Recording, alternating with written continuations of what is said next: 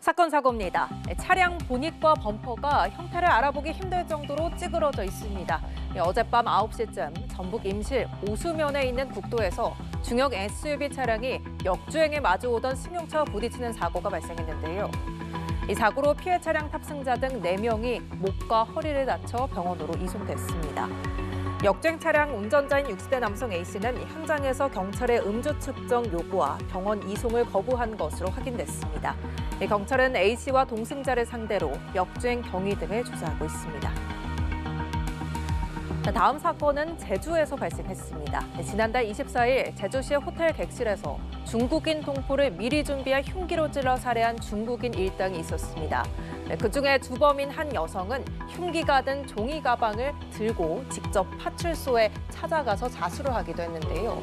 이들은 가상화폐 환전 거래를 하다가 중국인 동포 A씨에게서 현금과 카지노 칩 등 8,500만 원을 빼앗았습니다.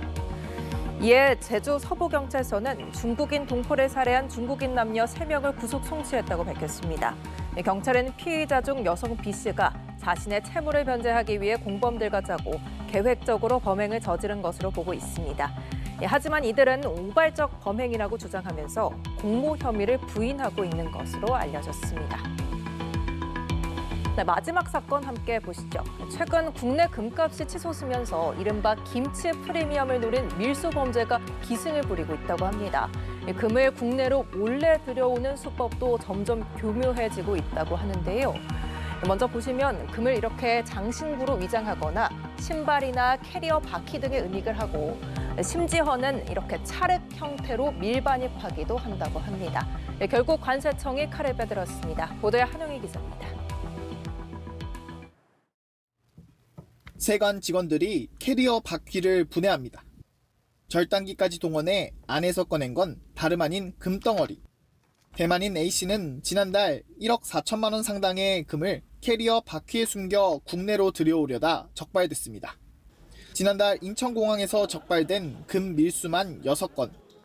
시가 28억 7천만 원에 달합니다. 세금이 없는 홍콩에서 싼 값에 금을 사들인 뒤 국내에서 팔아 시세 차익을 남기는 수법인데 항공권이나 여행 경비를 대가로 여행객을 모집해 운반책으로 활용하기도 했습니다. 목걸이 같은 장신구나 은으로 위장하는 등 밀수 수법도 진화했습니다.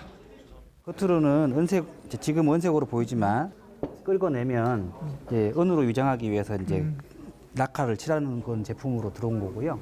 요거는 이제 목걸이 형태, 여기 목에 걸고 자기가 이제 신앙심으로 갖고 다니는 거다. 그렇게 위장을 한. 지난해 3건에 그쳤던 금 밀수는 최근 국내 금값이 치솟으면서 다시 기승을 부리고 있습니다.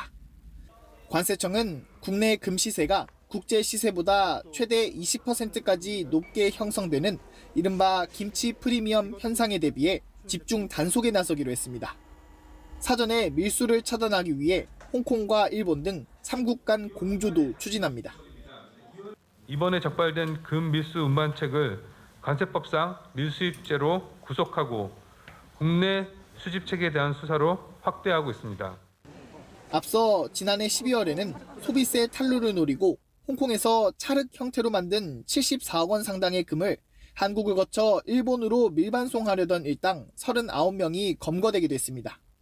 세관 당국은 단순 운반에 가담만 해도 밀수입죄로 처벌받을 수 있다며 주의를 당부했습니다. 연합뉴스 TV 한웅입니다.